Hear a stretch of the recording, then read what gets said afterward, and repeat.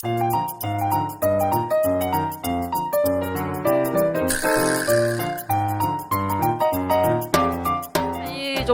정말 정치가 양극단으로 가서 정말 폭력적으로 간다는 걸 느낀 게 이재명 사고가 난 당일에 한동훈 위원장을 또 살해 협박하는 글이 올라왔습니다.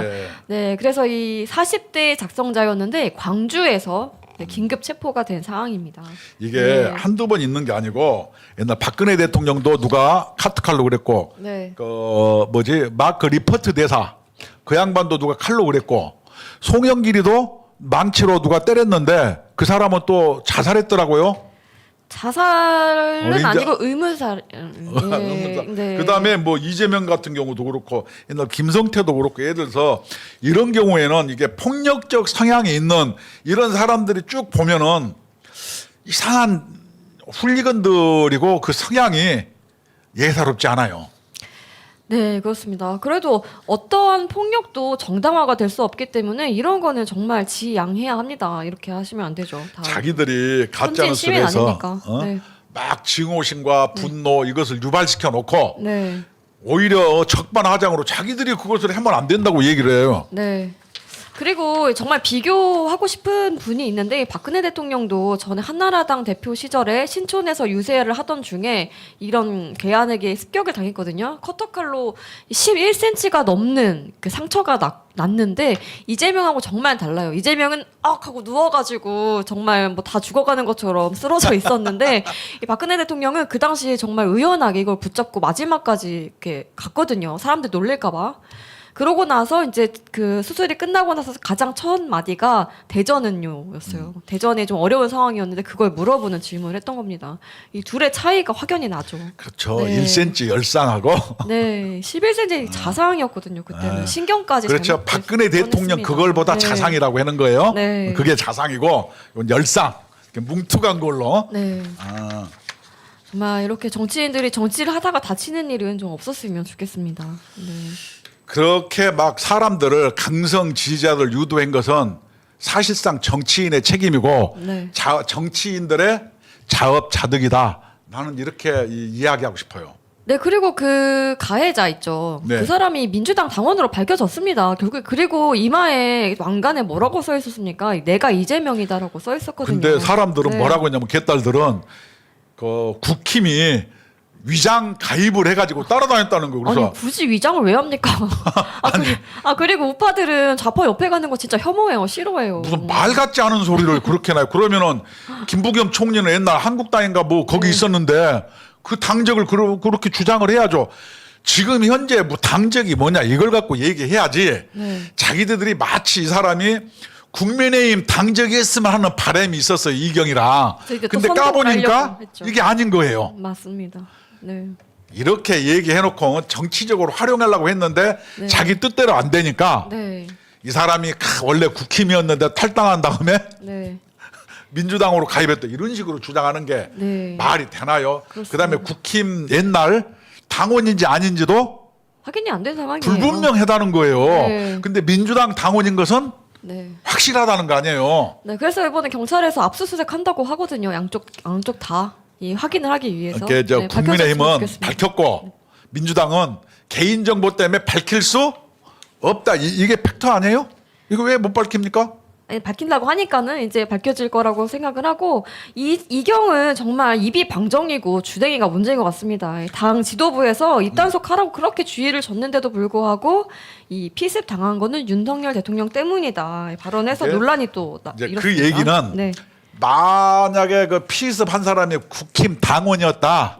그러면 윤석열 책임자라. 윤석열이 테러의 배우다. 이렇게 주장하려고 했었는데 안타깝네요. 이게 민주당 당원이라. 그래서 이 배우는 누구예요? 이 사람 논리대로 하면은 이재명이 아니에요. 그렇죠. 그래서 이 민주당 당원의 배우는 이재명이기 때문에 이재명이 자기가 자기를 아수라처럼 찌른 것과 같다. 이런 합당한 논리가 성립이 돼서 뭐 자작극이니 뭔지 이렇게 되는 거예요. 근데 그게 맞죠. 왜냐하면 내가 이재명이다 왕관 두른 사람이 이재명 찔렀으니까 이재명이 이재명 찔른 거 아닙니까? 또 그것도 그러네. 그렇죠. 아무튼 이게 정말 저희가 조롱거리가 될 만한 일은 아니라고 생각을 하고 하루빨리 나오셔서 재판 제대로 잘 받으시길 바라겠습니다. 아니 그것도 막 연기되어 버려 가지고 아니 세옹지마처럼 이 잠깐의 어떤 불행이 나중에 이익으로 돌변하는 우리나라 이 정치 현실이 네. 좀 코미디 같지 않나요? 그쵸. 아, 전에도 감옥 가기 싫어가지고 단식하고 별쇼를 다 하더니 이번에 이 사건까지 나니까는 참 이 감옥에 정말 가기 싫구나 하는 생각이 드네요. 네. 네, 그래서 이경 정말 입만 열면은 말실수를 하는데 그때 이제 보복 운전해서 벌금이 500만 원을 선고를 받은 이경이거든요. 근데 본인이 한 게 아니다. 대리기사가 했다. 이제 떠밀려 놓고서는 대리기사를 찾겠다. 뭐 9,700곳을 본인이 직접 다니겠다. 얘기를 하고 있습니다. 우리 내기 한번 할까요? 9,700개를 다니려면 네. 하루에 2곳을 다녀. 그러면은 이게 그 며칠 걸리겠어요?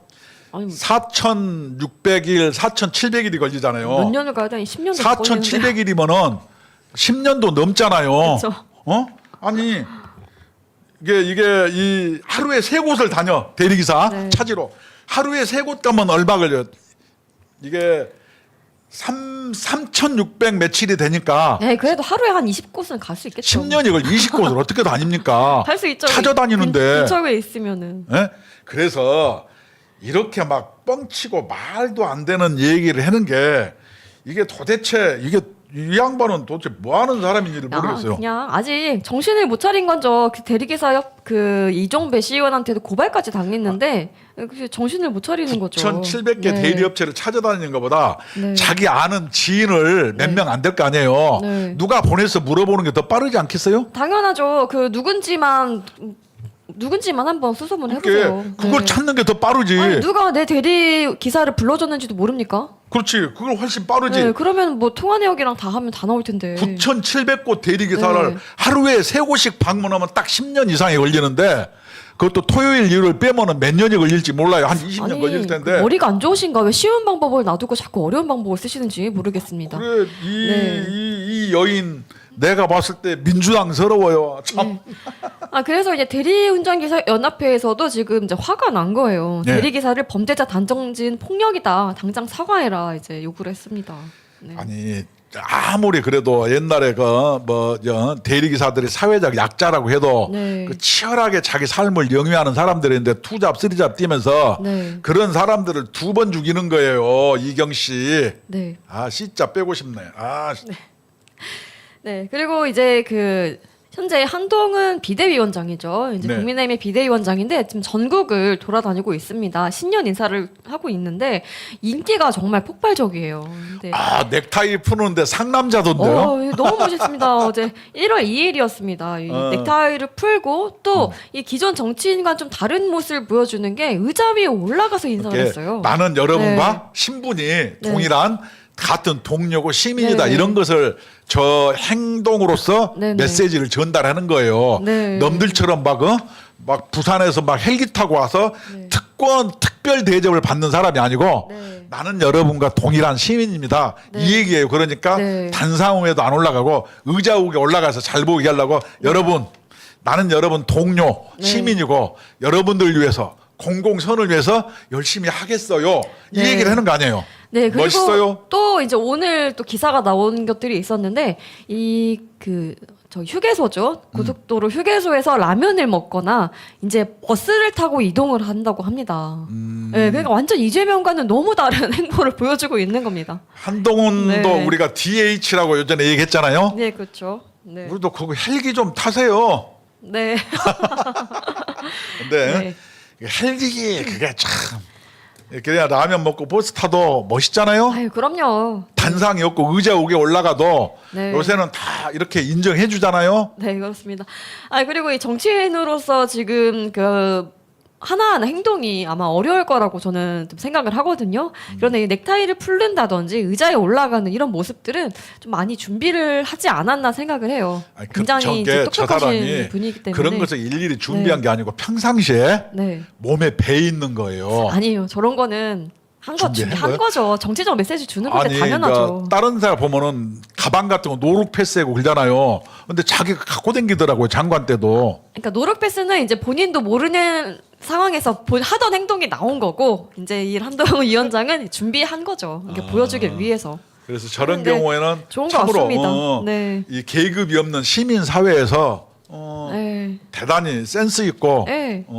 멋있는 그런 제스처라고 저는 생각해요. 네, 맞습니다. 또 그리고 또 말 한마디 한마디도 굉장히 좀 멋있는 말을 쏟아내고 있는데 이 4월 10일 이후에는 내 인생 생각하지 않습니다. 이 발언했습니다. 지금 현재 일에 네. 최선을 다하고 영혼을 갈아 넣겠다. 네. 이 얘기 아니에요? 맞습니다. 이번 총선에 내 모든 것을 쏟아붓겠다. 그다음에 4월 10일 이후에 내 인생 네. 생각 안 해. 이건 뭐냐? 출마라든가 이거 안 하고 헌신과 네. 희생을 하겠다. 그렇죠. 이 행간이 그런 거 아니겠어요? 예, 뭐 지게 연연하지 않겠다. 뭐 내 한 번 부서져도 총선에 나 다 갈아 넣겠다 그래서 이거고. 네. 멋있는 보수의 어떤 리더가 한번 돼보세요. 우리 한동훈 비대위원장. 그래서 우리가 전 방송에 DH라고 얘기했거든요. 네네. 우리가 그 옛날에는 대선 후보급이면은 영문 이니셜로 해줘요. DH.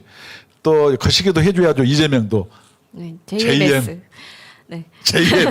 네. JM. 아, 제명당이니까는 JMS, 제명스죠. 네. 아니, 한동훈 그 위원장은 4월 10일에 내 모든 것을 쏟아붓겠다. 이재명은 방탄을 위해 모든 것을 쏟아붓겠다. 이게 둘의 차이점입니다. 맞습니다. 네. 그리고 한동훈 위원장은 원래 그 술을 안 하기로 유명하거든요. 네. 예. 그런데 이번에 건배사에서 굉장히 또 이 재미있었어요.